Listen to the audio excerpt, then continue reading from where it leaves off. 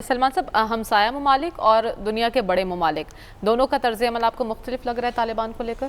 देखें मरियम, मैं समझता हूँ कि बड़े चैलेंजेस इस वक्त देखने चाहिए क्या है कि उनको उनकी हुकूमत को तस्लीम करने का मरला आएगा बाद में। अच्छा। इस वक्त अगर आप अफ़गानिस्तान की सूरत हाल देखें तो वहाँ बड़ा क्राइसिस है खुराक का, अद्वियात का, और वहाँ पर 5 लाख लोग हैं जो काबल के इर्द गिर्द नवाई इलाकों में बैठे हैं।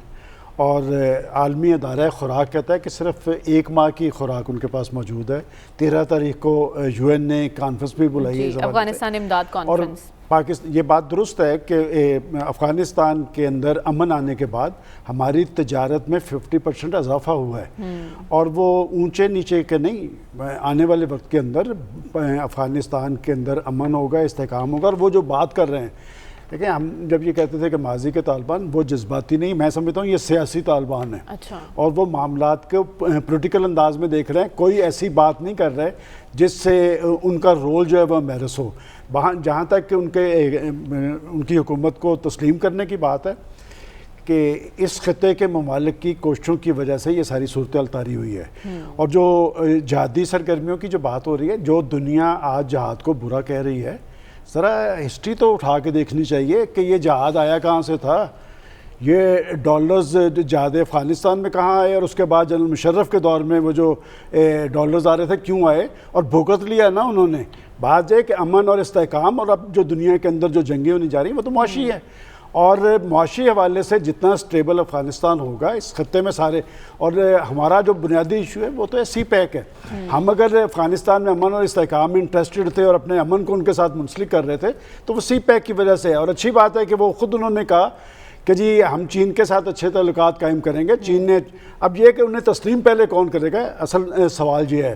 देखें, रशिया का अपना रोल रहा है, रशिया ने उनके वहाँ पर उनके साथ उनके राब्ते हैं, चीन के साथ वो बाहम आपस में राब्ते भी हैं, और वो सारी से अपनी मईशत को भी उनके साथ मुंसलिक कर रहे हैं। पाकिस्तान का वफद भी वहाँ गया है, इसके साथ भी 2-4 दिन के अंदर आ जाएंगे। अब अफ़गानिस्तान के अंदर गड़बड़ नहीं होने वाली।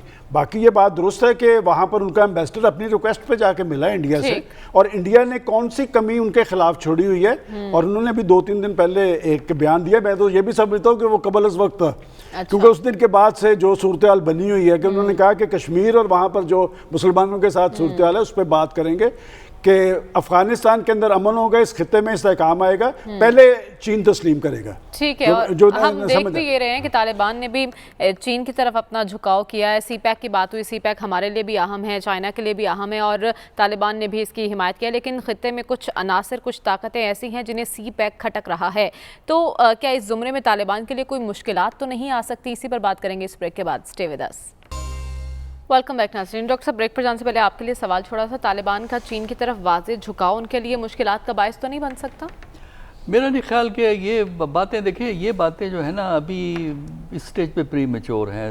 उनका झुकाव उनको नुकसान दे सकता है।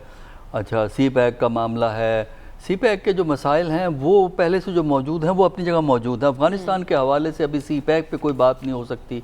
अच्छा। CPEC अगर चाइना की तरफ उनका झुकाव है तो इससे कोई ख़ास फ़िलहाल फ़र्क नहीं पड़ता। रिकग्निशन की भी लोग बातें करते हैं, वो भी प्री मैच्योर है। देखिए इस वक्त जो बुनियादी सवाल है वो अफ़गानिस्तान के अंदर का है, वो हैं इश्यूज़ जो जिसको डील करना है। मतलब हुकूमत बनाना है, हुकूमत बनाने में जितनी जल्दी वो कर लें वो बेहतर है, उनके लिए अच्छा है, क्योंकि जितना वो डिले करेंगे, देखिए जो मीडिया है इंटरनेशनल वो वेस्ट कंट्रोल करता है।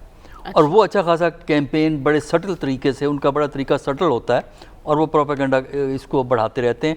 और हम जैसे लोग जो है ना उनकी गुफ्तगू सुन के गैर यकीनी में चले जाते हैं और गैर यकीनी अंदाज में फिर गुफ्तगू करना शुरू कर देते हैं। देखिए तालिबान का जो गवर्नमेंट का डिले है ये ठीक है, परेशान कुन तो है, लेकिन इसकी वजूहात हैं। पहली तो इसकी वजह यह है कि तालिबान ये एक्सपेक्ट कर ही नहीं रहे थे कि अचानक उनको काबुल मिल जाएगा।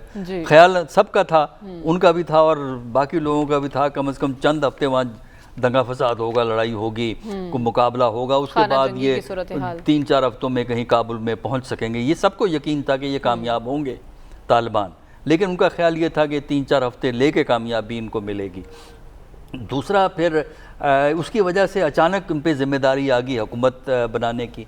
फिर जो है ये चूँकि साबित करना चाहते हैं कि हम डिफरेंट हैं पिछले तालिबान से, तो उसकी वजह से इनकी कोशिश है कि कुछ सपोर्ट और लोगों से भी हासिल की जाए, उसकी वजह से भी है।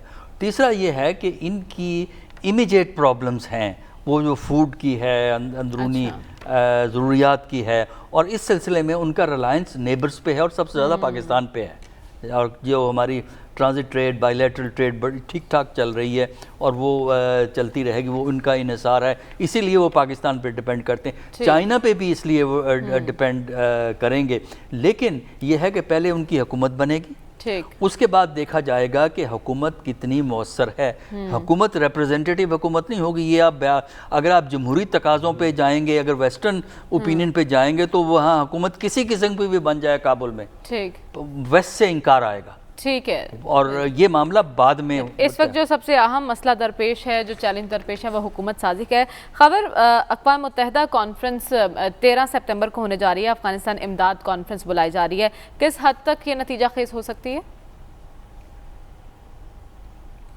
ज़ाहिर है 40 मिलियन लोग हैं वहाँ पे, जिस तरह अभी जिक्र हुआ, अद्वियात का, अशिया ज़रूरिया का वहाँ पे मसला है। आने वाले दिनों के अंदर ये मसला और ज़्यादा शिद्दत इख्तियार करेगा। मेरे नज़दीक जो तालिबान का हुकूमत बनाने का मामला है वो जल्द बदर वो तो हल हो जाएगा। अगले 2-4 दिन, हफ्ते के अंदर वो अनाउंस कर देंगे। वो एक तरीक़ाकार जिस तरह का सामने आ रहा है वही कि मुल्ला हैबतुल्लाह सुप्रीम लीडर होंगे, नीचे एक एडवाइजरी कौंसिल बनेगी, उसके बाद फिर हिज़ब कदर जुसा तमाम कबाइल है उनको जो हिस्सा देना है। जो सबसे अहम चीज़ है मरियम, वो अभी भी देखें, वो है अमेरिका का किरदार। मत भूलें कि इस वक्त दुनिया की इकोनॉमी को जो ऊपर बैठ के कंट्रोल कर रहा है, ख़ास तौर पर IMF, वर्ल्ड बैंक, बाकी जो इंटरनेशनल डोनर्स जो एजेंसीज़ हैं, क्योंकि अभी दुनिया के अंदर जो एक सिक्का चलता है ना इकोनॉमी के अंदर, वो है डॉलर। डॉलर्स जब अभी अफ़गानिस्तान के अंदर नापैद हो गए हैं, वहाँ पे जो सबसे बड़ा ख़तरा इस वक्त है वो है उनके इकनॉमिक कोलैप्स का। अभी तक तो वो ज़ाहिर बात है बैंक्स ऑपरेट भी नहीं हुए, हुकूमत बनेगी तो वो बैंक खुलेंगे, करेंसी की क्या वहाँ पे वो स्टेटस रहेगा, कोलैप्स तो नहीं कर दी। क्योंकि अगर डॉलर्स बाहर से आना बंद हो जाते हैं, जो कि मौजूदा हालात में ये लग रहा है, अमेरिका का यही कह रहा है कि हम देखेंगे, यूरोपियन यूनियन कह रहा है, UK की वज़ीर ख़ारजा यहाँ पे आई थी, जर्मनी की वज़ीर ख़ारजा, वो सारे यही कह रहे हैं कि हम तालिबान की हुकूमत को फ़िल वक्त नहीं मानेंगे। कितना टाइम लेंगे वो रिकग्नाइज़ करने के लिए तालिबान हुकूमत को, ये बहुत ज़्यादा अहमियत की हामिल चीज़ होगी। क्योंकि एक एक दिन गुजरने के साथ तालिबान के ऊपर प्रेशर बढ़ेगा कि ज़ाहिर है जो है मुल्क चलाना है, हुकूमत चलानी है, उसके लिए आपको पैसे की ज़रूरत पड़ेगी। आज भी अगर तमाम अखबारात के अंदर देखें, ये लोकल ख़बरें हैं कि आपने बहुत ज़्यादा स्टाफ तो रिटेन कर लिया है जो कि माजी की हुकूमत के साथ मुख्तलिफ गवर्नमेंट के डिपार्टमेंट्स के अंदर काम कर रहा था, उनको आपने तनख्वाहें देनी है। तनख्वाहें कहाँ से आएगी जब आपके पास पैसा ही नहीं होगा? 85% ऑफ द अफ़गानिस्तान का जो बजट है वो डोनेशंस के ऊपर उसका इन्हिसार है। बाहर से जो ख़ास तौर पर वेस्टर्न वर्ल्ड से जो डॉलर्स आ रहे थे उसके ऊपर उनका इन्हिसार था। पाकिस्तान तो वो गैप फिलन नहीं कर सकता। क्या चाइना वो गैप फिलन करेगा? क्या रशिया वो गैप फिलन करेगा? बहुत ज़्यादा इफ्स एंड बट्स हैं और आइंदा चंद हफ्ते मेरे ख्याल में बहुत ज़्यादा क्रिटिकल हैं और उसमें अगेन देखना पड़ेगा कि अमेरिका सबसे बड़ा क्या स्पॉयलर्स का किरदार है। हुकूमत बनने के बाद सबसे बड़ा चैलेंज मईशत की बहाली होगा तालिबान के लिए। देखना होगा कि बड़े ममालिक खुसूसन अमेरिका कब तस्लीम करता है तालिबान की हुकूमत को।